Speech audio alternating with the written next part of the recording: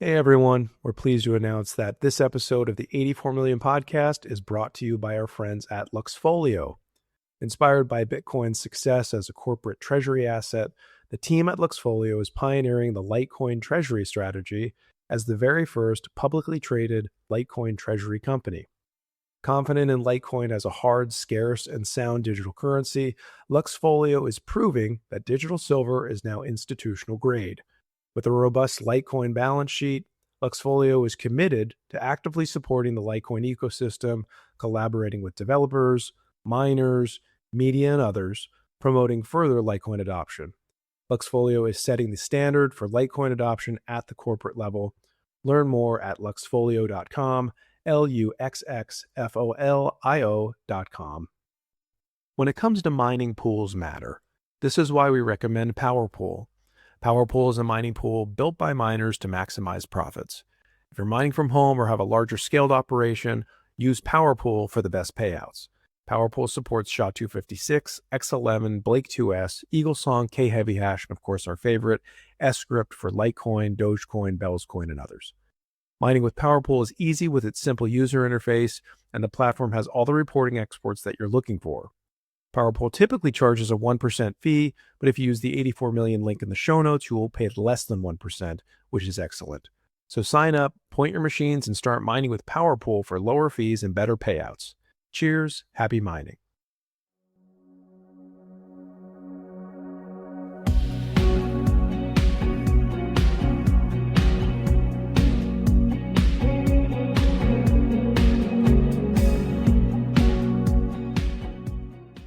Hello and welcome to the 84 Million Podcast. Today we're on episode number 45, and our guest today is Seth For Privacy. Let me give him an introduction and we'll jump right in. Seth For Privacy is Vice President of Cakewallet and host of the Opt-Out Podcast. He can be found on X at Seth For Privacy. Seth, welcome to the show. Thank you so much for having me, Kyle. Really excited to jump into it. I know I've seen you just a few months ago. What is it, 2 months ago now at the Litecoin Summit? You were on a panel there, talked about Cake. We want to get into all of that, but maybe just let's start on the ground floor. What is privacy? We're going to talk about privacy today. I think it's our first real privacy-centric episode. You're the guy to have that conversation with. It's in your screen name. So what is privacy? And just kind of define it before we start. Yeah, absolutely. I mean, it's very straightforward. I think there's a lot of kind of like odd connotations that come with this idea of privacy, but in all reality, it's just you having the ability to choose. That's all that privacy is we want the individual to be the one who chooses who has their data, what they can do with it, rather than some faceless corporation, some nation state. Privacy is just reclaiming that choice, having the ability to reveal what you want, keep what you want private, and really that's all that it is. It's not that complex of an idea, but obviously with the state of the world right now, the state of the internet right now, the state of surveillance expanding from corporations and nation states, it's tricky when we try to put that into practice because taking back control of your data is not as straightforward as it may sound at first, but is really, really vital because ultimately the rest of our human rights, human flourishing, human freedom, they all fall apart very quickly if privacy does not exist. And so that's why it's such a passion for me. But yeah, really simply just the ability to choose who you reveal what about yourself to. Yeah, I think, and we want to talk about all of those things you just laced in that comment. The internet, especially, we're living in a very digital world. Obviously, cryptocurrencies is a Litecoin podcast. This is digital money. But in terms of just kind of where are we in 2025 in terms of maybe the general person's expectation of privacy, or maybe that's not the right way to put it. What's the general state of privacy for the person operating on and offline in 2025? Just how do you see it? Yeah, I think I feel like we're kind of in this juxtaposition right now of two things where in some ways 2025 feels like the year of privacy, like so many fantastic privacy tools, adoption of privacy tools has gone through the roof already this year. I mean, Litecoin MWeb is a great example where that's taking off. We're seeing more wallets add MWeb support.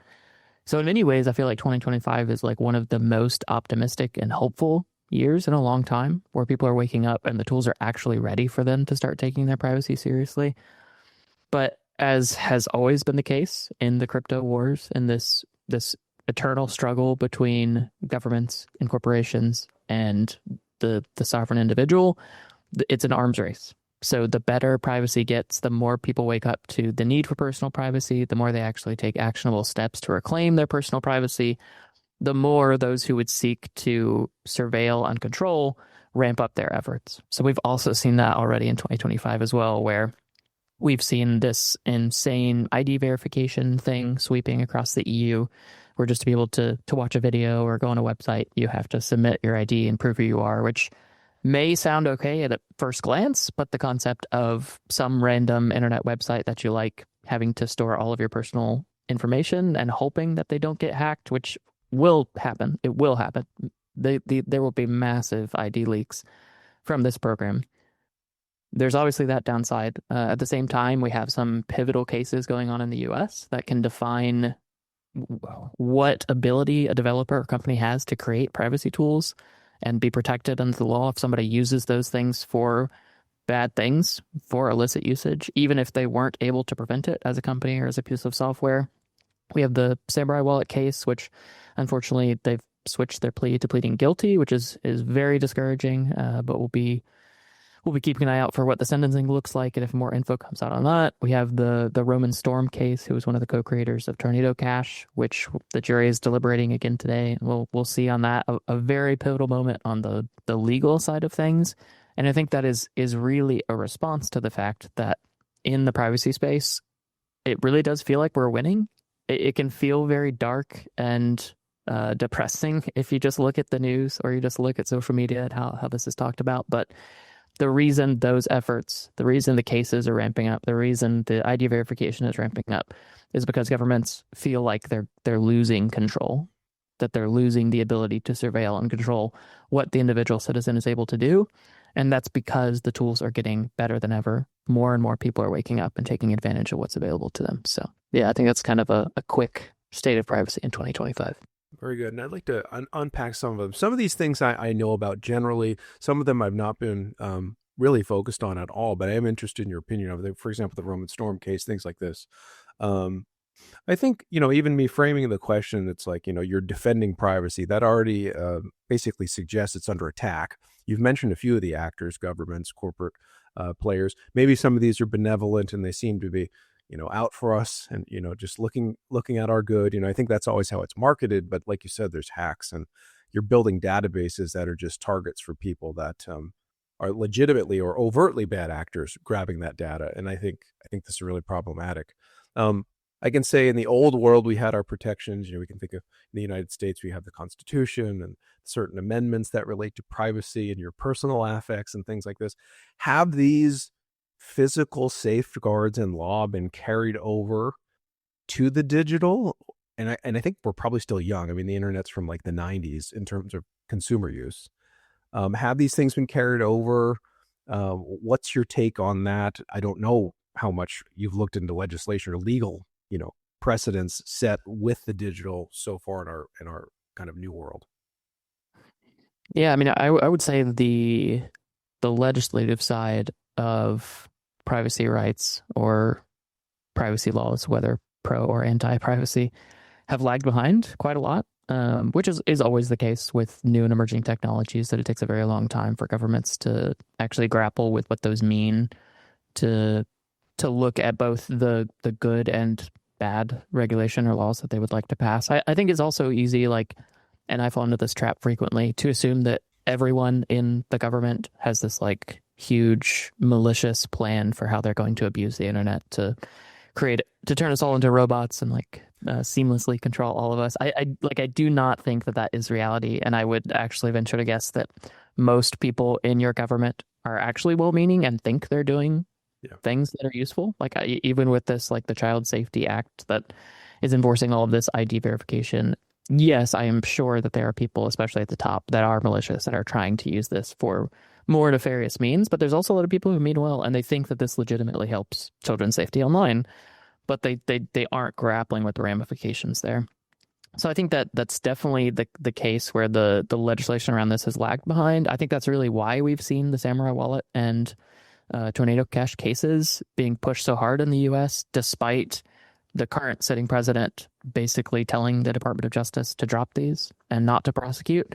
The reason that they're continuing is really because it feels like the government is essentially grasping at straws of how they're going to contain this concept of private digital money and how they're going to make it harder for people to build things that don't have backdoors for the government or that don't have an easy angle towards transparency so that they can see everything that's happening. And again, I don't think that's all this like grand malicious scheme that no one should have privacy, but rather they view it as them losing a little bit of control in the law enforcement tasks that they feel are necessary. They're used to, unfortunately, in cryptocurrency, following the money being really easy, way easier than with cash, which is by far and away the more common thing used in crimes. And cryptocurrency actually makes it a lot easier, except when it comes to privacy tooling. So again, I think it's really that things have lagged so far behind that they're trying to catch up, and it takes so long to get new legislation passed that now they're trying to essentially get legislation through precedent. So instead of having to go through Congress, instead of having to go through the normal legislative process, they're trying to get convictions, which they can then use as precedents, which they can then enforce, like outside of the normal jurisdiction of the law. So I do definitely think that it's lagged behind. I mean, thankfully we have, especially in the US, a very good precedent of code as free speech, which has held up so far and has been like pivotal in the ability for people to actually build and distribute free and open source software without essentially unlimited liability. And a lot of that is what's at stake right now is, will that continue or will that fall by the wayside in the wake of these cases? So that's where we'll see. But there has been some good holdovers from the crypto wars in the 90s. But I think a lot of people thought that ended the crypto wars, but that was just the latest round. And we're seeing, I think, the latest, or I should say the latest round of the crypto wars is happening right now. Yeah, I think you make a good point about code being free speech, and that's the First Amendment, right? So I remember several years ago, and this is kind of early Bitcoin days. Do you remember that 3D printed, I think it was called the Liberator? It was like a really rudimentary pistol or whatever. And I want to say it was defense distributed. I can't remember anymore. It's been a long time. But I remember these things coming under attack, and they're just like, this is information sharing. How do we shut this down under the First Amendment? So I agree that code is free speech, even unpopular speech, right? I think the internet is interesting because we grew up kind of in the early days of the internet, I feel, the 90s or whatever, when it was becoming more home-to-home, consumer-based information access. And I think it feels like, maybe it was just because I was a kid, but it felt kind of like very open, primitive, kind of the Wild West, probably not some great ways, to be honest, especially just you're talking about kids and things like this. But I didn't feel that it was as surveilled, I guess. And again, you're talking about a 10-year-old using the internet versus someone a lot older. We're thinking about different things in the world. So maybe it was just we were young and naive, and it was always surveilled, and information was never private. Or maybe it was. I don't know. I have to think. Was it illusion to think the early days of the internet were more private versus, let's say, everything in a bucket now in 2025? Or how do you take that? I mean, are we more or less free on the internet, or is it about the same? Yeah, I mean, I would definitely say we're less free on the internet. I think it's easy to conflate the ideas of anonymity and privacy. Like I think privacy was very poor in the early days of the internet because it wasn't really necessary. We didn't have social media in the sense that we have today. We didn't have ad agencies seeking to hoover up all of our data. Like we didn't have a lot of the problems then that we have now. And we also had this relatively default state of pseudonymity in the internet, if not anonymity. Like obviously that did, but it was it was the norm. It was weird if you went by your normal name. When I was like you did not go by your real name. You had a pseudonym, and that was just how it was. Like there was no idea of like, I'm going to put my picture up, I'm going to use my real name. Like none of this was true, and that has totally shifted. Along with, I think at that time there was some naivete and maybe false optimism that like this new thing could not be corrupted. And I don't want to speak for everybody because I know there have been people talking about this since before the dawn of the internet, what could go wrong with this concept. But I think like from my perspective, there's often this idea with new technology that provides human freedom that no matter what, it's going to be a good and that it cannot be corrupted. I think a lot of the same thing happens with Bitcoin and other cryptocurrencies where we have this idea of like this amazing new technology is here. We're going to win now. Like it's over. We don't have to worry about it. We're going to win. And that idea is extraordinarily dangerous because essentially all technology is net neutral by default. It comes out. I mean, there obviously are some things that are like not necessarily net neutral, but basically all technology comes out. It's net neutral. The internet, I think you could view as neutral at the start. Bitcoin, I think you could view as neutral at the start. But all that matters is how it's going to be used. Very much so. Like let's focus on Bitcoin. Bitcoin could be a massive net positive for society. Litecoin could be a massive net positive for society. But also, by default, both are quite transparent. Both can be co-opted in some very specific ways. Mining centralization specifically can be done to control who can transact with who and what exactly can be done on chain.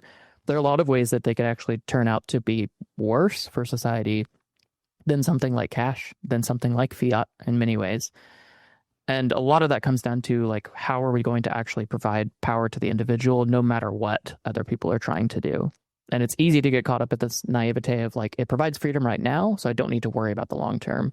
Or it provides freedom right now, even if it's transparent, but so I don't have to worry about privacy now. And I think that was pretty true in the early internet days. Like there weren't all of these bad actors that we have today that understand the power that they can have, that understand the new economy based around users' data and private information. There weren't those bad actors in the early days, which let it be much more free, let it be much more exploratory and much more niche. Whereas today, everyone essentially in the world is on the internet at this point, and there's massive money to be made. And the downside of capitalism, which has a lot of upsides, is that people will find a way to make money on anything, even if it is malicious or harmful. They'll find a way to do it. And so we're combating all of that today. And I think a lot of the early choices throughout the growth of the internet were not helpful in helping us kind of get ahead of the problems that we have right now. And instead, we're essentially trying to now backtrack back to how the internet was before through the use of cryptography, through the use of privacy tools. We're trying to get people back to the state that was the default, really, back in the day. And that's very hard to unwind what's happened at this point.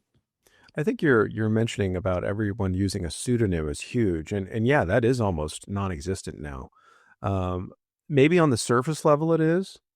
You can set up an X account and have whatever be whatever you want. But I mean, you're still giving Twitter or X a decent amount of information, right? Yeah, that's a big change. I mean, even to get an email address, you have to provide all this information now. When you used to be able to just go and sign up with whatever you want, whatever birthday you wanted, whatever name you wanted. It didn't really matter. You just had to fill out some fields. I'm not telling people to lie. I'm just saying it was very simple to register these accounts. And it's very difficult to do that now without really other links to proving kind of who you are. So again, there's probably some pros and cons, but again, it's definitely different. Okay. In terms of, before we look at kind of the traditional finance and cryptocurrencies, just kind of the last thing here in the internet protection, you mentioned earlier about backdoors being built into things. I know different governments have taken different stances on encryption, or this idea of putting a backdoor for the use of the state or law enforcement.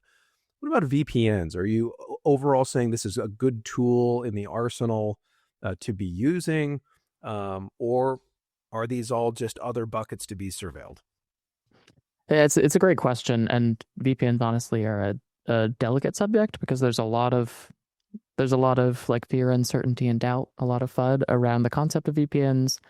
There's a lot of really good VPNs, and there's a lot of really malicious VPNs that abuse everything in the book to try and make money, no matter the harm to the end user. So just like anything, there's not really a black and white answer. I would say generally VPNs are a fantastic, like low-hanging fruit tool for the person who's seeking privacy online. But the very important thing to keep in mind is that VPNs do not remove trust, they shift trust. So all that a VPN is doing is it is letting you choose who you want to have some visibility into your activity And ideally, to shift the trust away from an entity who knows everything about you, like your internet service provider who knows your name, they have your ID, they know where you live, they know all of this information about you. It's very, very, very bad that someone who knows everything about you also knows everything about your online activity. And while technically an ISP can't know everything about what you do, thanks to things like HTTPS, in reality, the tools are available and are widely deployed that allow them to basically understand everything about what you're doing online, except for some granular detail. But even metadata alone is enough to know essentially everything that you're doing online. So you don't want those two things connected. You don't want identity and activity connected. What a VPN lets you do is it lets you choose to disconnect identity and activity and shift to letting someone else essentially see your activity. Now, that sounds weird because a VPN is always pitched as a privacy tool. It is, but only because now the entity that can see your activity is somebody who has a financial obligation to provide privacy, because the way that they make money is by providing privacy. And now you can use a provider who knows nothing about you, especially like one of the most powerful things about crypto that's quickly forgotten is that the ability to pay for a good and service without revealing anything about yourself is wildly powerful, especially online. So now I can get a VPN. I can pay directly in Bitcoin, Monero, Litecoin, reveal nothing about myself to the VPN provider, and now shift that trust from my ISP to a VPN provider. Thankfully, there are fantastic VPN providers. I'll list ones that I know are very good, and I will caution you to use any VPNs that aren't very well vetted and well recommended within the privacy space, because the majority that you'll see online, especially in advertisements on YouTubers' channels and stuff like that, are purely malicious. Many are run by the same company who are just finding ways to essentially siphon money from you and then also sell your data at the end of the day. Wonderful. It's awful. It's really sad that people, especially within the privacy space, would abuse that. But again, it's unfortunately the reality of the world we live in. So some really, really good ones that I'd recommend. There's really, I would say 3, maybe 4, if you want to stretch a little bit, that are no-brainer options, highly recommended, well vetted. Those are MWeb VPN. I would say this is probably the most broadly recommended, most broadly trusted VPN service. They accept crypto directly for payments. They're basically the best out there, the most well understood. Highly recommend MWeb VPN. A really interesting kind of newcomer on the block that actually leverages MWeb VPN is called Obscura VPN. I've been able to talk to the founder quite a bit. They're doing a really fascinating model, which is essentially like a dual entity model. So Obscura runs the first server, MWeb runs the exit server, and they can't see any of the activity unless they collude. So now, assuming, again, they could collude, so it is still essentially a promise, but they have financial incentives not to collude. Now, not only are you shifting the activity visibility away from the person who knows your ID, but now you can actually remove the ability to view your activity entirely from the VPN. They work closely with MWeb. They use MWeb exit servers. They're a fantastic option. They're who I'm using across all my devices right now, but I've used everybody that I'll mention and could recommend them all. The third one I would recommend is iVPN, which has a very similar model to MWeb. A little bit of a smaller player, but fantastic team. I know multiple members on the team, have talked to them at length. They're really, really like laser focused on, just respecting your privacy, keeping things simple. They work very well across the board as well. The fourth one I'll mention just very briefly is Proton VPN. I love Proton as a company. I have never particularly loved Proton VPN compared to the alternatives, not because of a lack of privacy. I just find that the apps and the experience have just not been quite as good as the others on the list. But if you're already a Proton user, you probably already have Proton VPN access and don't know it. If you're a paid user at all, I think you get some level of Proton VPN access. So that may be a good first step to try if you already have a subscription. You can download the app, try it out, and then check out something else if you want to expand past that. But yeah, those are my main recommendations. Again, be very wary of using anything outside of those recommendations. I'm sure there are some good ones outside of that, but the majority are going to be essentially scams, which is painful, but is unfortunately the reality we're in. What are your thoughts? For example, Proton and some of the other VPNs utilize at least to a degree Tor, and Tor is an older concept. It used to be in the Tails operating system, and but again, there's been criticism. What's the state of Tor as you see it? Is that a trustworthy kind of project still? It absolutely is. It's very different. So you wouldn't use Tor like you would use a VPN. Like the way I consider a VPN is it's something that everyone should have on all the time on all their devices. You will experience a little bit of a headache sometimes when accessing like bank sites and stuff like that. You'll get some more CAPTCHAs. So it's a little bit of a pain, but I have used an always on VPN for years now. And it's not really problematic. It's something I think generally everyone could do all the time. Now, Tor is something that is a much more specific tool, in my opinion. Specifically, I would use it whenever you need the highest level of privacy or anonymity. You're not going to use it to access your bank account, and that would be pointless because they know who you are anyways. So you're standing out as someone who loves privacy and they know who you are.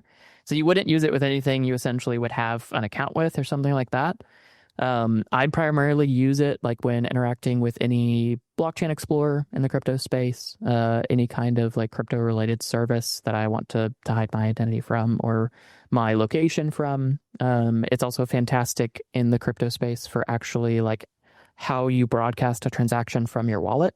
Tor is great because then you can hide the source IP address of where you're coming from when broadcasting the transaction, which can help to provide better kind of network level privacy for you. It's more of a specific tool in your toolbox than something most people will use all the time, but it is still fantastic. The browser itself, Tor browser, is getting better every year, but it is definitely it's kind of a scalpel where normally you need some other tool when you're just doing your day-to-day job, but it's something it's very useful for specific tasks. Yeah, very good. I know VPNs generally seem that they're more available now, so maybe that's a positive, unless we're using some of these services that you're describing that really aren't that great. But it seems that people are more attuned to what these things are basically and sort of how to use them. And they seem to be more available. For example, I know the Opera browser, mobile and probably online, I could open up to see on occasion. I'll use Opera. I used to use it because they would actually render the IPFS, kind of the crypto domains. But anyway, it seems that they've got some privacy baked in. I know Brave has a internal VPN as well. Your takes on those? Maybe you're not familiar with them. Yeah, I'm definitely familiar with Brave VPN. I've heard good things. It's not one I've used, so I can't specifically recommend like the user experience or that sort of thing, but I've heard good things. The specific the way that I think about a VPN is I generally prefer it to just be device level, all my traffic going to the VPN. Right. There are pros and cons to that. Sometimes it isn't, like I mentioned, sometimes it actually isn't helpful to use a VPN. Like if I am logging into my bank, they already know my home address. Hiding my home IP address from them doesn't help my privacy at all. But the important thing to remember is that a VPN also protects you from your ISP or whatever network you're on. If you're at a Starbucks or something like that, it protects them from gaining insight into your activity online. So to me, the advantages of just device level always on VPN are much more than browser level VPN. There are some like really interesting things that I know some browsers are doing where you can do VPN and it can be like a connection per tab. So you can even have a separate IP address for every website that you're on. That's pretty extreme and has downsides as well. But like that is where there's some more interesting stuff with browser level VPNs. But generally, I like device level. I don't want to have to worry as much about my traffic outside of that. And unfortunately, especially on mobile, most of your traffic is not going through a browser anyways. On desktop, at least, a lot of what we do is in a browser. So it's more impactful. But I generally prefer device level. Good deal. Social media, before we move on. Social media, everybody's using it. Maybe, again, giving us some dating. We might have had MySpace or Zanga or something. Now there's a lot more out there, and people are on them a lot more. I mean, once upon a time, you could log on to the internet. Now you have to intentionally log off, turn your Wi-Fi off, unplug things. I mean, everyone is online all the time. So social media, I think, is one of those things that's come into kind of the radar of the public a few times over the past, decade plus. But it's a lot of voluntary surveillance. So what do we do with this? How would you recommend someone behave on a social media platform, whether it's where we all are in crypto X or something like Instagram or TikTok or whatever people are using? Full stop, you should not be on social media unless you have a very specific reason that is actually beneficial to you, and you can step away for a week and come back and say, yeah, I actually do need to be on here. Like social media, unfortunately, started as something well-meaning, and has just been abused and blown wildly out of proportion and is a net negative on society. There are so many studies and reports about how harmful to our mental growth, to our development, to our psyche social media is.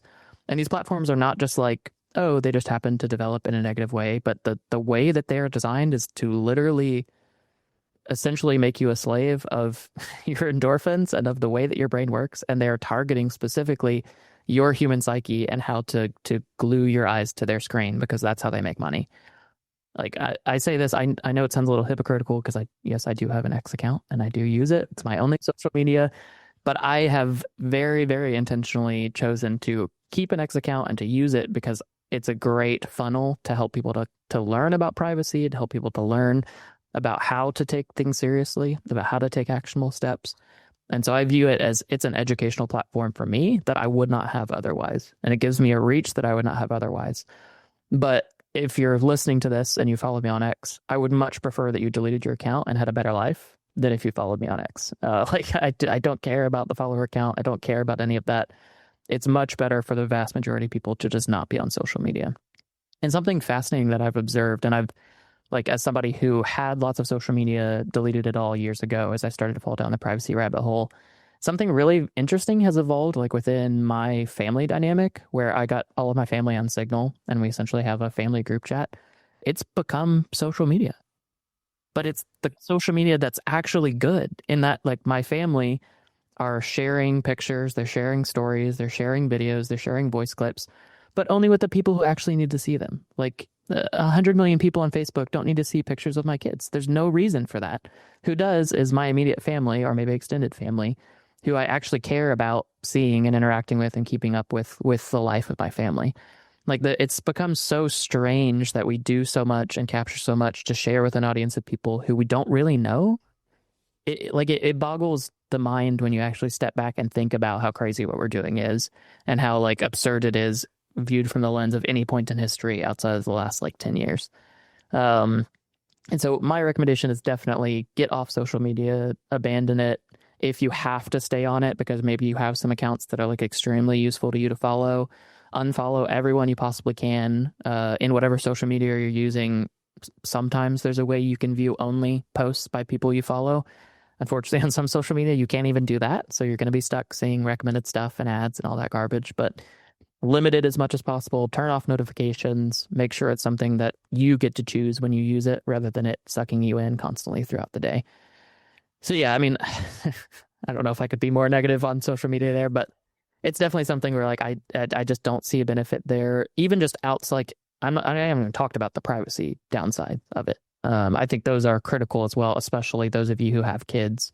Having pictures of your kids on the internet is already really bad and is only going to become worse with AI, with video generation. There's a lot of terrible stuff that can happen there. But all the privacy stuff aside, just thinking about, like, you as an individual, mentally, psychologically, your life will be better without social media. Pull those friends and family that you actually have real human relationships with, pull them onto a messaging app, something like Signal, so that, again, your communications aren't just surveilled and used for training AI or whatever. And build your own social media. Do it right with people who you actually love, people who you actually care about. And you'll very, very quickly realize that those dopamine hits that you were getting on social media were very, very quick to fade and quick to draw you back in.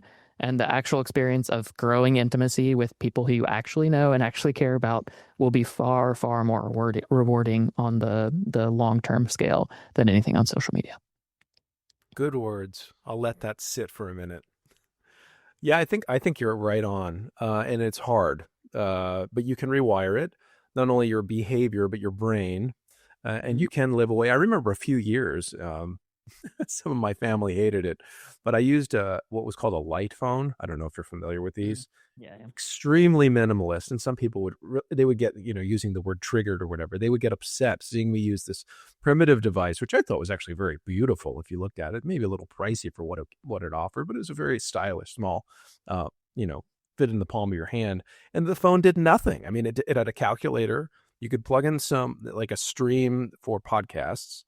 It had texting, phone calls.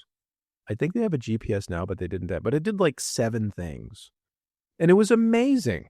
There was no social media, there was no browsers, no internet, nothing. And just using that in an environment of almost 2 years until I needed to basically justify having FaceTime again for travel purposes. I loved it.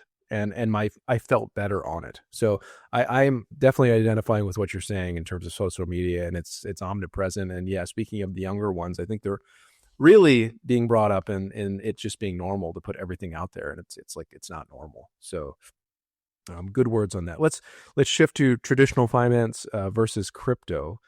You mentioned earlier in our conversation about how, for example, cash, which hasn't been abolished yet, is actually pretty private. I mean, I know a lot of us with libertarian maybe origins or leanings, the Fed and all, and that's all correct. But cash is private. Whether or not you like the Federal Reserve or the system or how it's printed and issued and things like this, it's actually a private tool. Yes, there's serial numbers on them, but I don't know who's doing anything with that, right?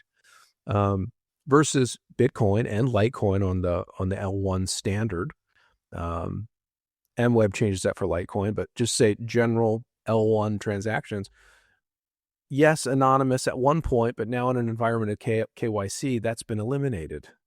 And so what is your take on kind of crypto KYC and the tools we can use within the cryptocurrency space for privacy? And we'll talk about Litecoin specifically and MWeb, but just generally, what are your take? Yeah, I think first I will say it's a positive that finally this idea that Bitcoin, Litecoin, other transparent cryptocurrencies are anonymous, that idea is finally dying, because it was really dangerous, because it was never true. Like the best case we had on something like Litecoin's layer 1 is fragile pseudonymity. So like in theory, you were pseudonymous and that each address was a unique entity. We didn't know exactly who they tied to. But in reality, the way you actually transact could quickly unwind that. Anytime you had to, like you said, anytime you used a KYC exchange and withdrew, you quickly destroyed that fragile pseudonymity. Even anytime you paid a merchant and had something shipped to your house or something like that, in theory, you destroyed that fragile pseudonymity as well. So it's something that was very much not, like, we shouldn't have ever put trust in it, but for a while it was good enough in the moment.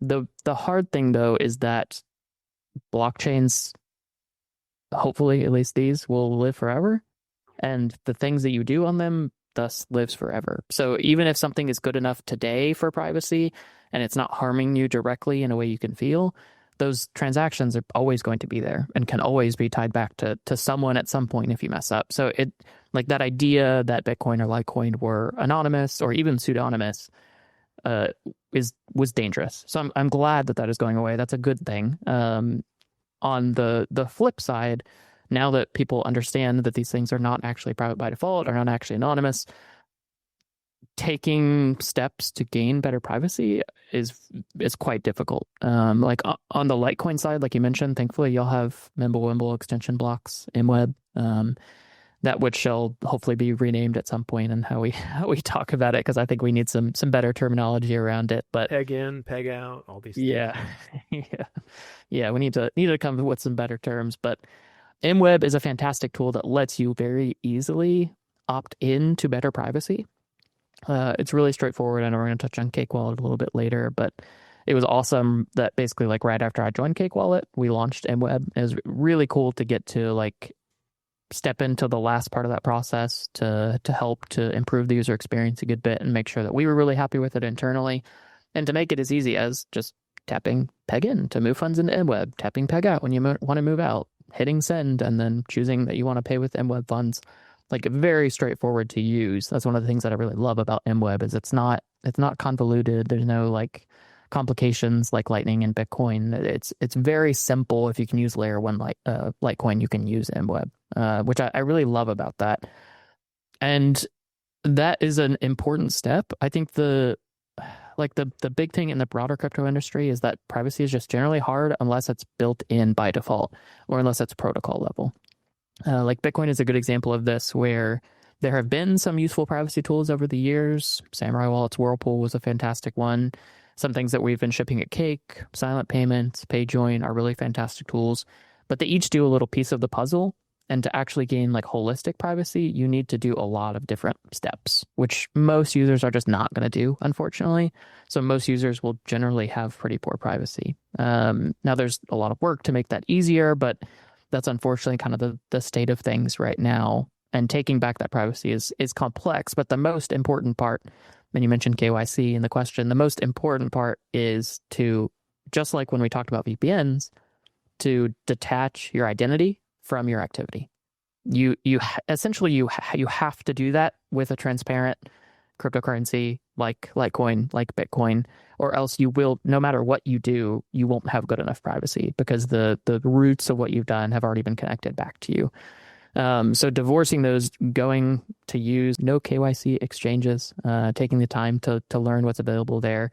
I'm actually curious if you know of what the like main no KYC exchanges are for Litecoin, because I've never really dug into that. But on Bitcoin, BISC, RoboSats, yeah, I'm curious. I know that we've had Dr. Kapil Amarasinghe on the show, and he's doing basic swap DEX, which does appear to be very, very private, does support Litecoin and MWeb Litecoin. And it's kind of like a trustless, decentralized person-to-person setup. It's in other words, it's decentralized exchange.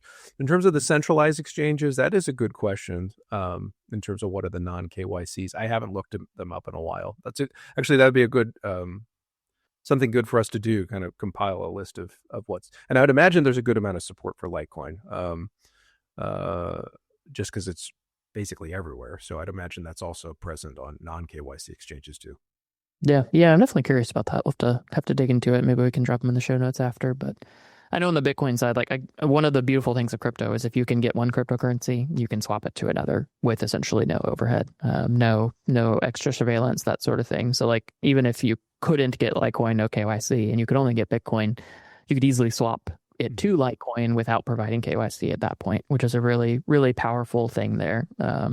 So that's really that's the most important first step. If you can avoid tying your identity to your on-chain activity, you're going to have a very good base level, and one that's unfortunately better than most people.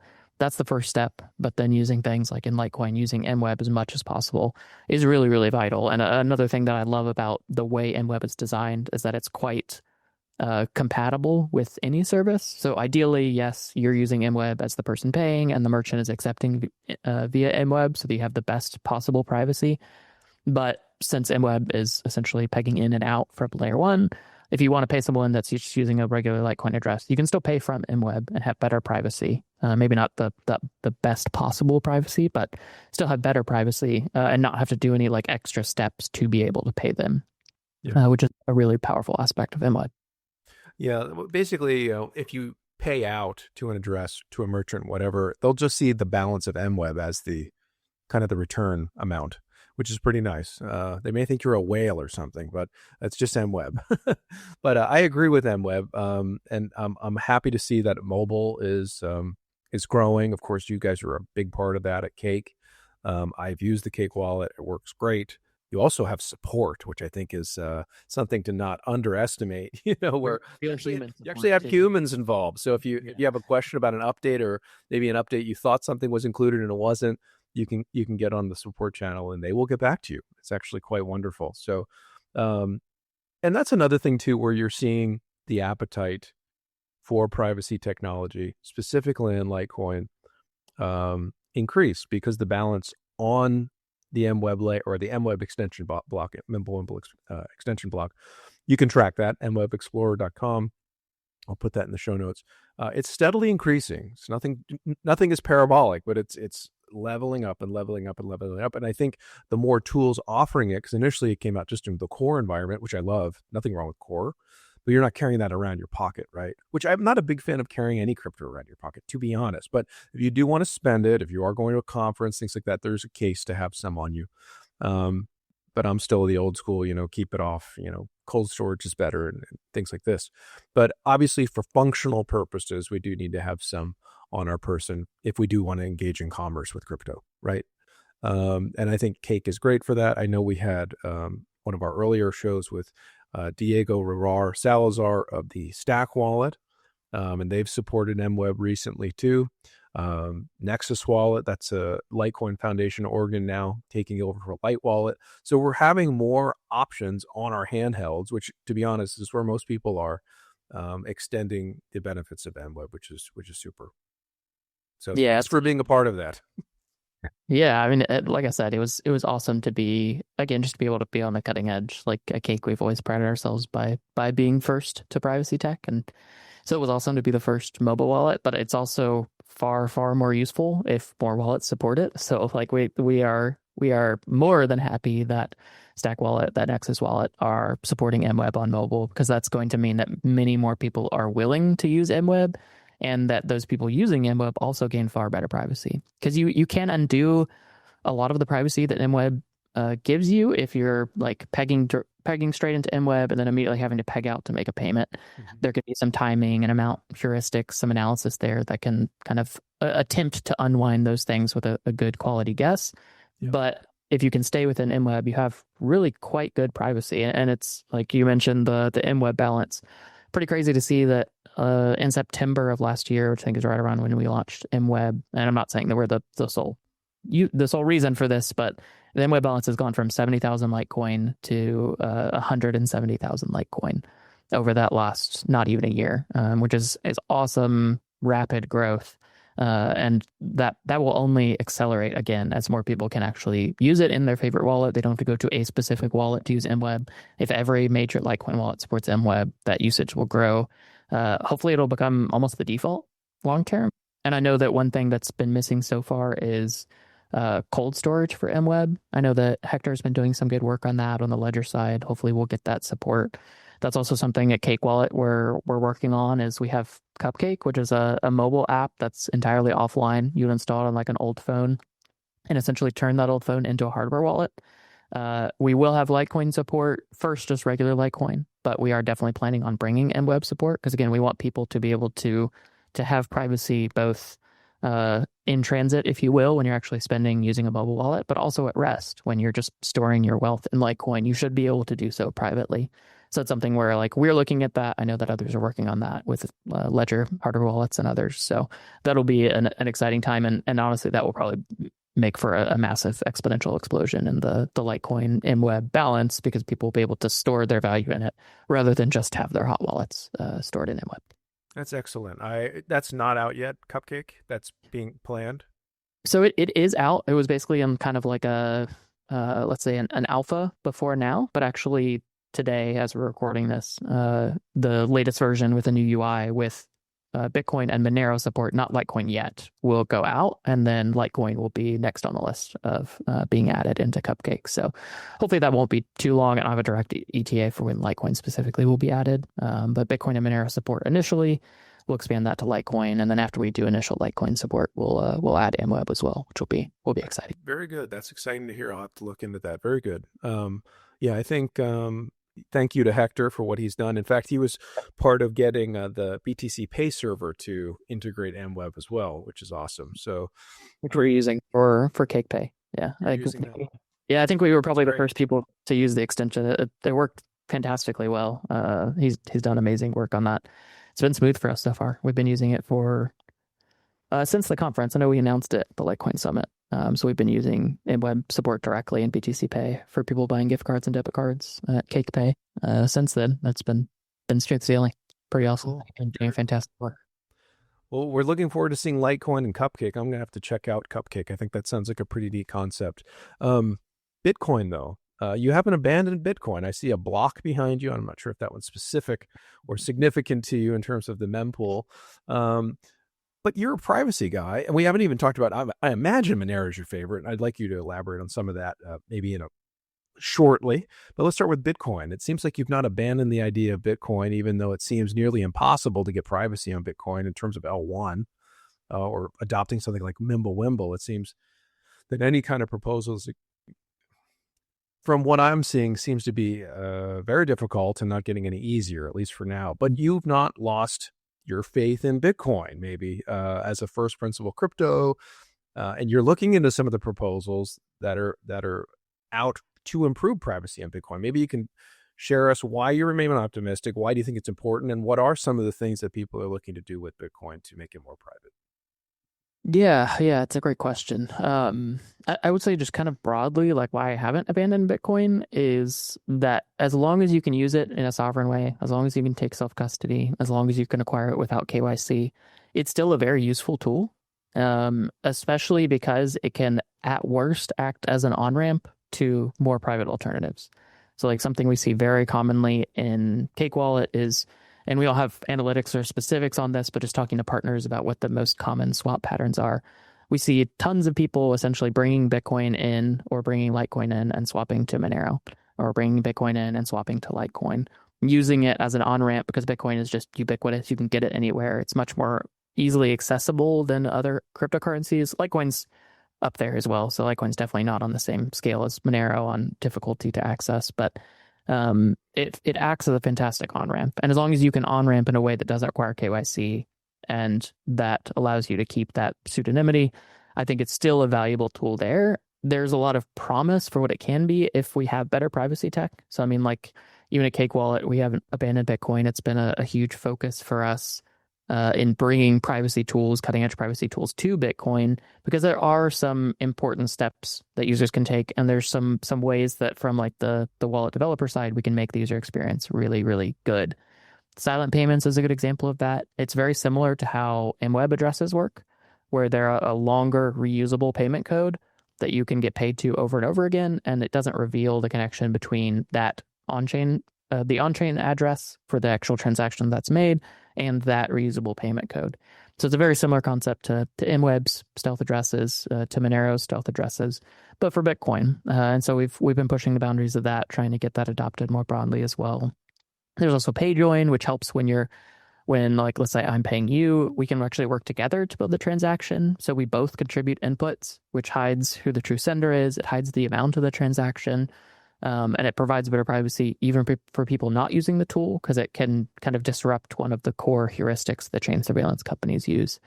So there is still hope for privacy. I think the really difficult thing with Bitcoin is that we basically have to assume that there will be no protocol level changes.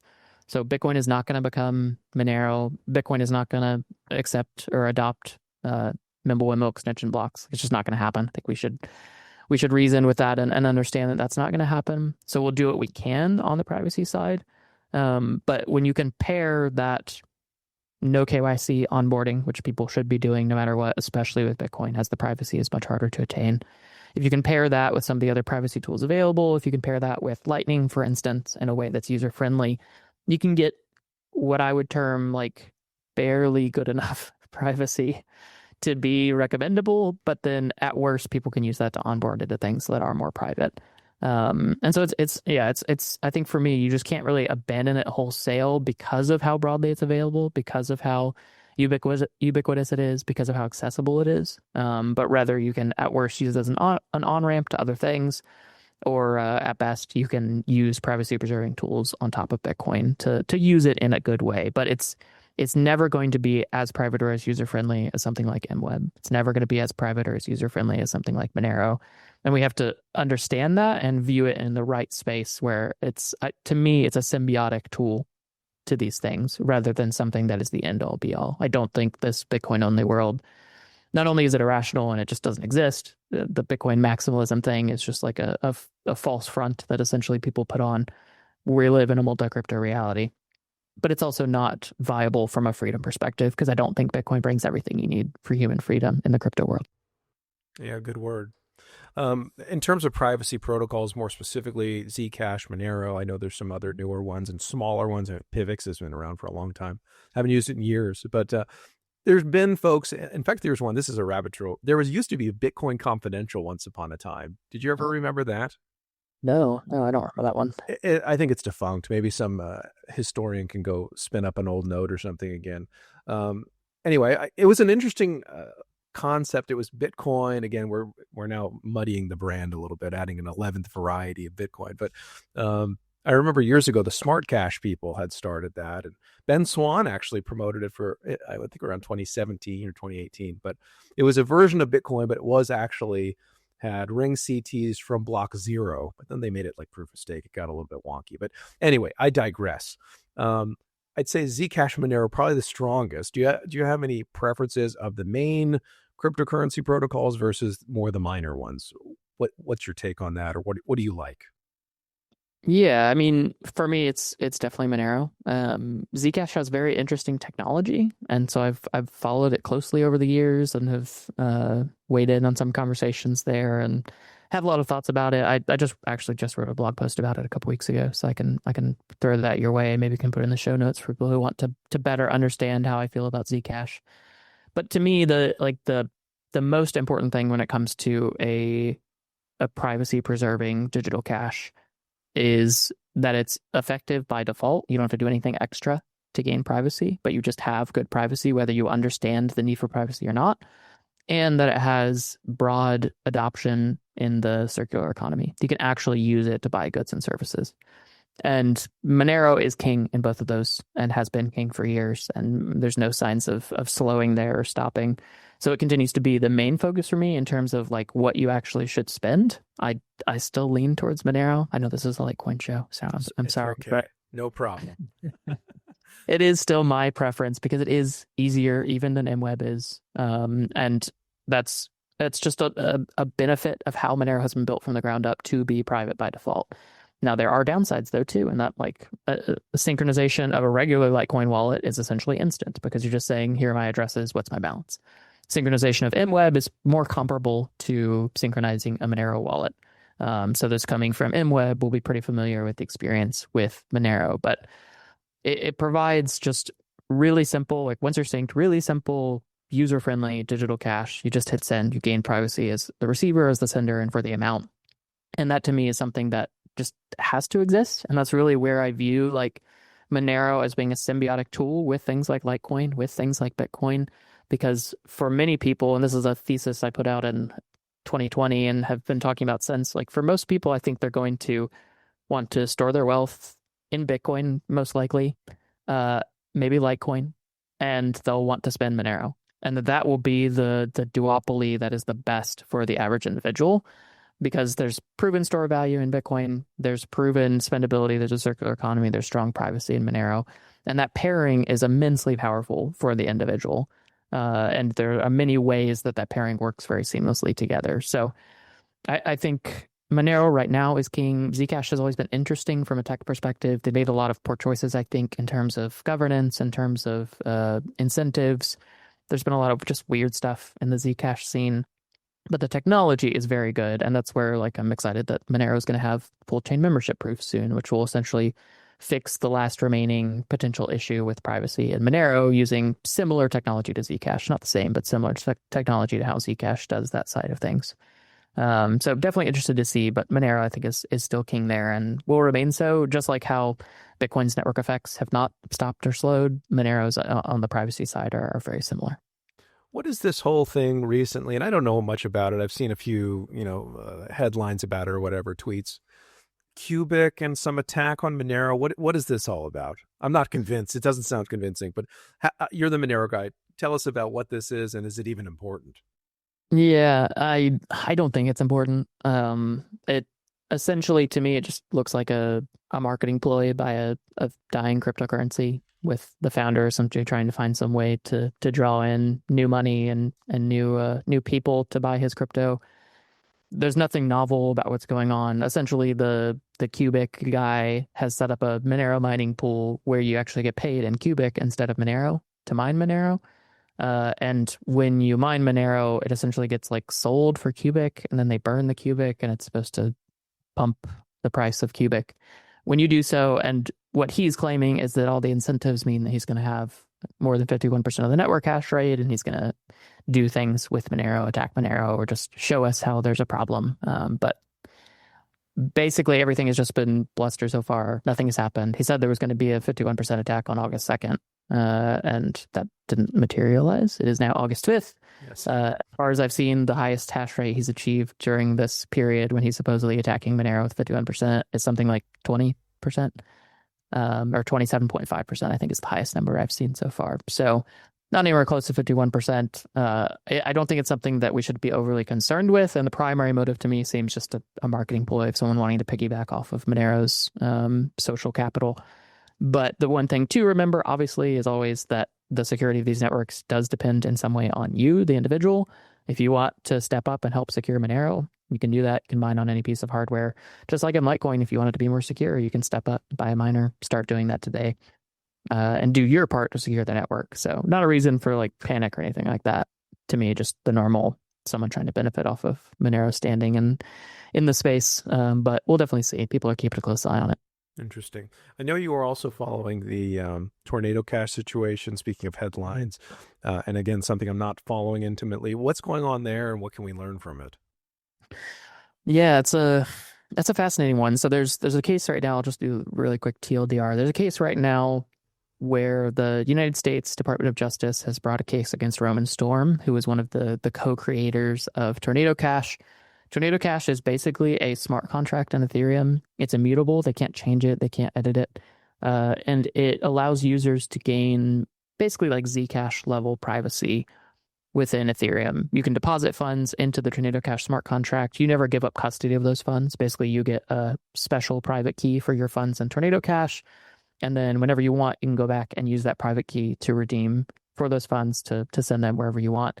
And it gives you very strong privacy if you do everything correctly in Ethereum.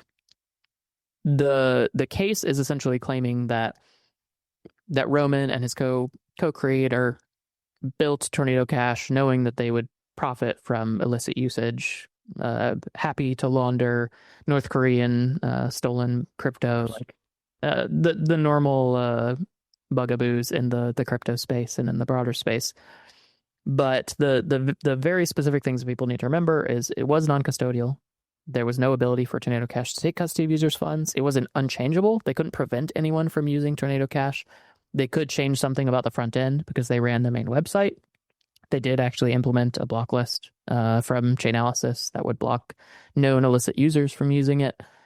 And there was no direct profit model either from it. And by everything we knew about the law before then, they were totally above board doing things the right way. This case is essentially trying to change the law through precedent rather than by changing the law itself, and has been going on for the past few weeks. This week, it's still in jury deliberation. So the jury started deliberating on this, I believe, Wednesday last week. Deliberated Wednesday, Thursday, skipped Friday for paperwork reason, and then picked back up yesterday and are still deliberating as of this morning. So it's unclear yet if they'll get a conviction or not. It seems very promising for the defense. The case went quite well for Roman Storm, all things considered. And the jury's deliberation being this long is normally a good sign for the defense as well. So we'll see what comes out of it. But the big thing that this would do is, like we talked about earlier in the show, this is essentially an attack on that precedent of code as free speech, because the actual code here was published on Ethereum and it was an immutable smart contract. They can't change it. They can't say, oh no, bad guys are using our smart contract, let's just turn it off. They literally cannot do that technologically. So it's an interesting case of, if the code that you publish is used by bad actors, even if you have no ability to prevent it, are you still liable for the way that code is used? And that essentially would either confirm or destroy the precedent of code as free speech that we have in the US. So it's a very pivotal case, probably the most pivotal case of the last decade in the crypto space for sure, and within the free and open source space as well. So very important. We'll probably have a verdict this week, but who knows? I'm not sure if there's a hard deadline or not for them to decide, but they're still deliberating as of today, which is August 5th. Got it. Very good. I'm going to consider our time here. I want to wrap up fairly soon. Your thoughts on CBDCs? Are these, is there a place in the world for them? Of course, the market wants them to a degree. Should they be not CBDC, stable coins? And would they lead, for example, to a CBDC? That's how I meant to say this. A lot of people are using stable coins. Some people are saying these are just backdoors to getting CBDCs. Do you agree with that? What are your take on that kind of slippery slope? Yeah. So the answer ultimately is it depends, because there's multiple ways that a stablecoin can exist. Like for instance, USDC and Tether, USDT, are essentially CBDCs. Like they give full visibility into what's being done. They give full ability for funds to be confiscated or frozen. They give full ability for a central entity to print or destroy money at will. Like they have most of the same controls as a CBDC. Not quite as much, because ultimately a CBDC could also grant the ability for like a government to specify how you can spend things, and in theory, they can't do that without control over like the Ethereum network. But in practice, there's a lot of ways they could still have almost CBDC level control of those stable coins. So I think we definitely do need to be wary of those. And the fascinating thing with a lot of the like pro crypto stuff in the Trump administration is that it very much seems like they see stable coins as a benefit to the hegemony of the US dollar and want their proliferation. Like they want everyone using USDC and Tether because it means everyone's using dollars, which means the US government specifically benefits. So I think we definitely need to be wary. I think the important thing to remember, though, is that not all stablecoins are created equal. So there are decentralized stablecoins that don't have the same central control. Things like DAI, DAI on Ethereum, things like D-Euro on Ethereum. There are ways to create a stablecoin where the creator does not have ultimate control over how it's used. Now, obviously, they could potentially, once the smart contract's deployed, depending on how it's deployed, it might not even be changeable. But there can be a difference, but I think we definitely should be wary and should be on guard against how these things will be used, and understanding that using them is still essentially trusting a central entity to not rug pull us, to not stop what we're doing. Whereas the unstoppable stuff will always be preferred in my book and should be at least readily available for people to use things like Litecoin directly, rather than putting trust in a stable coin. But one of the real benefits, too, of even stable coins that are centrally controlled is that they don't have an ID tied directly to them in many cases. So, like, I can use Tether, and yes, it's not ideal from a censorship resistance perspective, but I can use Tether in a way that's far better for privacy than I could use any other form of a digital dollar. Now, obviously, cash would always be better, but in basically any other way that I can use a digital dollar, I have to tie my ID to it. And I don't have to do that with stable coins. So there are still some advantages over it, even for those that are centrally controlled, but it can be a slippery slope, and we should be on guard to how exactly they're used. Good word. I know I want to say you do this weekly. Pardon me if I'm misspeaking, but you have a Spaces sort of about freedom tech. Is that right? Mm-hmm. Mm-hmm. So I want to just talk about that generally. Your take on freedom tech. Of course, we've talked about Cake. You're going to be a part of that. Litecoin, MWeb, these privacy tools, maybe the VPNs. What does the freedom tech space look like to you? What's exciting you currently there? What do you think people absolutely need to be utilizing as at least a baseline of privacy? Just kind of elaborate on this whole freedom tech space and why you're so interested in it. Yeah, for sure. So, I mean, broadly, this idea of freedom tech is basically just what technology empowers you, the individual, rather than empowers someone else to have control over you. So it basically encompasses anything that is free and open source software, and that is at least giving you easy access to privacy preserving tools. So it's a very broad category. It's basically just a way to kind of help encapsulate that technology that empowers you, the individual. As far as like what's exciting for me, I mean, like I said, like it's hard with all of the bad news in 2025 around the crypto space, around the privacy space. It's easy to get discouraged and to like miss the forest for the trees, so to speak. But there's a lot of just fantastic stuff happening in the space. Like privacy preserving messengers are becoming ubiquitous. It's easier than ever to have private one-on-one conversations. Privacy preserving email storage, etc., are better than ever. Like you can use Proton for most things that you could use Google for and have strong end-to-end encryption with open source software. VPNs, like we talked about, are better than ever. There's things like Obscura, which are a new model for VPNs that provide even better privacy, still require trust, the caveat I talked at length about earlier, but still provide better privacy than anything in the VPN space has before. There's, like we talked about, MWeb on Litecoin, the adoption is going through the roof, and we're seeing more and more people take that on. And I think like the icing on the cake is that the more there are crackdowns and crazy court cases and insane things like the ID verification going on in Europe, the more people wake up to understand suddenly, oh, I actually need to care about this. Like I haven't cared about it because it never affected me, but now suddenly I'm realizing like maybe it's not a good idea that I have to put in my ID at every website I use. Like maybe there are some downsides to this. And it starts this feedback loop where more people wake up. The tools are better than ever in 2025 and are immensely usable and user-friendly, I would say, in most cases. They wake up, they now have tools that are actually useful. They start using those tools, they pay money to use those tools get better as a result. And this feedback loop, this cycle in the arms race, so to speak, in the privacy space continues because the tools themselves get better, the accessibility gets better, and we all benefit as a result. So it's definitely an exciting time to be in the space. Freedom tech is flourishing, but that will always create this feedback loop of freedom tech flourishes. There's going to be crackdowns by those who would prefer that individuals did not have freedom and had to rely on some other trusted individual or trusted entity. So there will always be ups and downs, but it is really encouraging and a good time to be in the space. I like the optimism. I think it's good to be optimistic, have a bright outlook, keeps you motivated to continue and actually take action where your feet are planted. Because I think sometimes we can think, oh, there's nothing I can do. It's impossible. So these are good words. It would almost be amazing to end right there, but I can't. I have to ask you about AI. It's obviously the cat's out of the bag. It seems to be accelerating. And I am concerned from a privacy angle. How do we view AI? And is it privacy preserving, or is it kind of another surveillance tool? Are the prompts you're entering forever, wherever you're typing them? I mean, not to mention putting your own images in there. There's a lot of things we need to think about with privacy with AI. So maybe just a few words there.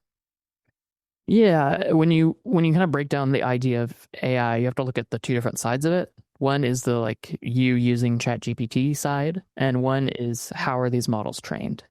So I think on the actual usage side, in many ways, it's not any different than a search engine.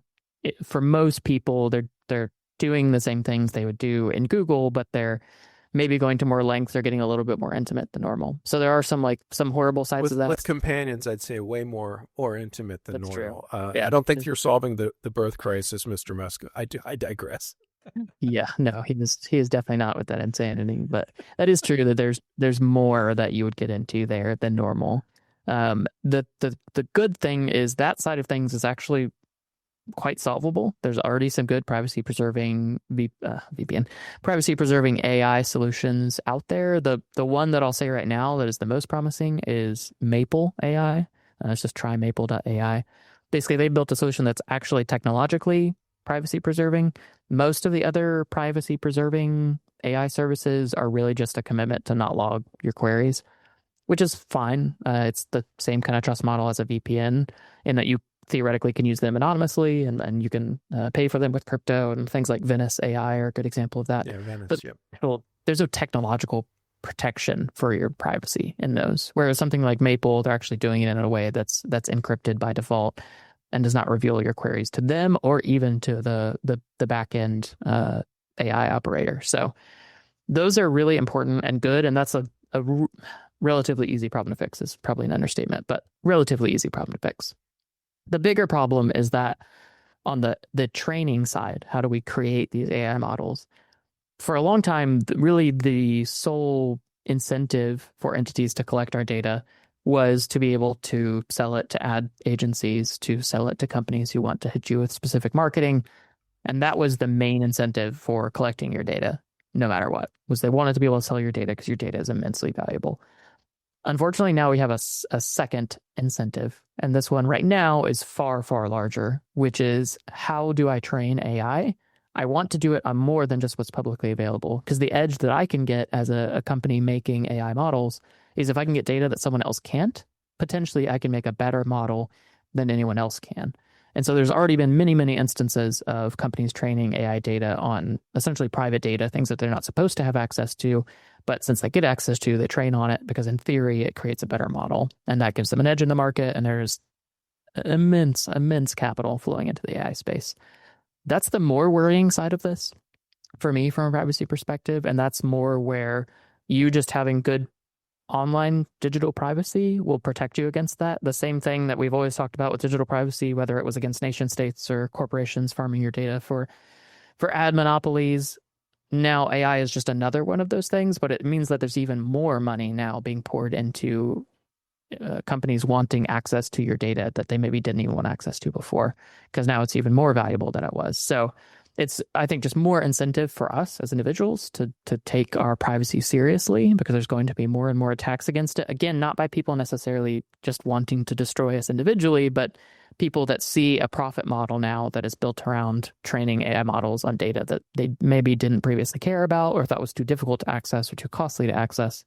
Now they've got even more money to flow behind that. So more of an onus on us as individuals to take our personal privacy seriously.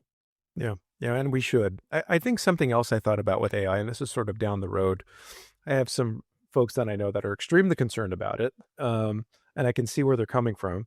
But the idea that we're getting these models producing more content, video now, moving images that are more and more compelling or more realistic, that this could basically drive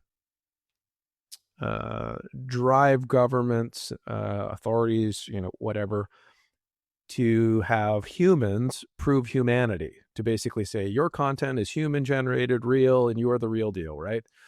Because we're so flooded with disinformation, with AI imagery that no one knows if it's actually real or not. Prove your humanity. Give us your biometrics. Give us your IDs. I do see something in that, and that's a very ugly, more of a dystopian view. Do you ever consider these things? Is that totally crazy to think something like this, or have you thought of those kind of concerns as we continue to evolve with AI in terms of a society using it more and more, and it looking more and more like society? Yeah, no, it's definitely not crazy, and it's definitely something I think about. I think the interesting thing here is you can do essentially everything you would need to prove that something is real and AI generated in a way that doesn't reveal who you are. Like, this is a perfect use case for zero knowledge proofs, for the ability to prove that I am within a set, but not who I am. So let's say, for instance, you already have a government ID. Like, you already are doxed to your government. You have to be, generally. Obviously, there are exceptions, but you have to be. So if we could have the ability to prove using a set of private keys, like we already do with crypto, to prove, hey, I am a legitimate human.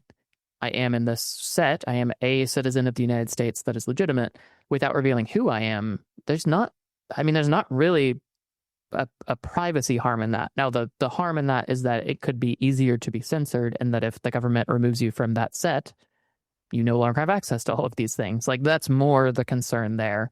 But from a privacy perspective, you can do it in a way that's privacy preserving. Now, will it be done that way? Unfortunately, no, probably not. Like, the EU is showing that they will do it in the worst possible way, which is cause every separate individual to figure out their own way, or every company or website to figure out their own way to verify ID. And then there's even more databases that have our ID in it. So it unfortunately likely will go worse than that. But there are ways to do it in a way that's privacy preserving. I think the other thing to keep in mind is, like, there are some interesting ways where you can, again, use like private public key cryptography to prove the authenticity of images and videos by the actual hardware you record them on, using those keys to sign those files. It still gets a little bit weird, but that's something where, like, an Android or iPhone could do this and use some sort of like proof system that it is a legitimate recording and that it was not generated by AI. How exactly that works, I don't know the specifics of, but that would be possible. It would be interesting. I think the one good outcome of this, like the AI craze of AI generating everything these days, is hopefully people just start to not trust anything they see, which sounds weird. I think it's happening. It needs to happen. We were already there. Like, so much of what we saw online was already fake, even if it was human generated and not AI generated. So much of it was already fake. And we've now reached this paradigm where, like, you should basically assume everything on social media is fake unless you have some specific reason to know that it's real. And there are some good outcomes in that. And, like, people just stop blindly trusting things people post on social media and resort to more friend groups and family and relying on individuals they actually know, like humans that they can verify are humans, relying on them directly for information rather than some mindless corporation or something. But that will be a tricky problem. I'm sure that some malicious politicians will try to push laws around it because they see this as an opportunity. But I think thankfully it can also just be a push for people to focus on actual human relationships, actual human connection, instead of on the platforms where this is most rampant, which is essentially social media platforms. Very good. Good words. Seth, it's been great having you here. Truly appreciate it. Interesting conversation. Clearly, you're very knowledgeable about all of this, and we appreciate having you share it with us. hopefully we'll have you back sometime. But before we go, maybe is there anything you wanted to leave us with, or that we didn't bring up, or how would you like to end the show? No, I think we covered the vast majority. I think the only thing I would leave people with, and if you've ever listened to me speak, I've probably said this before, but just like take personal privacy step by step. Don't dive in everything. Even everything that we talked about today would probably be overwhelming if you started doing it all at once. But just take it step by step, figure out what is most important to you, and start taking some actionable steps to reclaim your privacy. I think beyond that, I would just say, just quickly kind of shout out Cakewallet. Like the reason that I can wake up at 7 a.m. and do this call and it not be a problem is that I get the privilege of being the VP of Cakewallet, have a lot of flexibility, and that I get the privilege of working on Freedom Tech every day, which is just absolutely fantastic. Getting to ship things like MWeb for Litecoin on mobile, getting to actually help people reclaim their financial privacy every day is really awesome. So I'm grateful for that. If you want a good mobile wallet that cares deeply about personal privacy, cakewallet.com. We've got you covered. There's a lot of other good ones in this space as well. Yeah, I think that's about it. Very good. Appreciate you coming on. Of course, to all of our listeners or viewers, whether you're watching on X or on YouTube, listening to us wherever you get your podcast, we thank you. Of course, you can find this episode and every other episode at 84million.com/podcast. And again, Seth For Privacy is with us. Find him on X at Seth For Privacy and check our show notes. I think we're going to have a good amount of other resources from Seth that you can check out as well. So again, thanks for your time today, and talk to you soon, sir. Thank you. Thank you so much, Kyle. Yes, sir.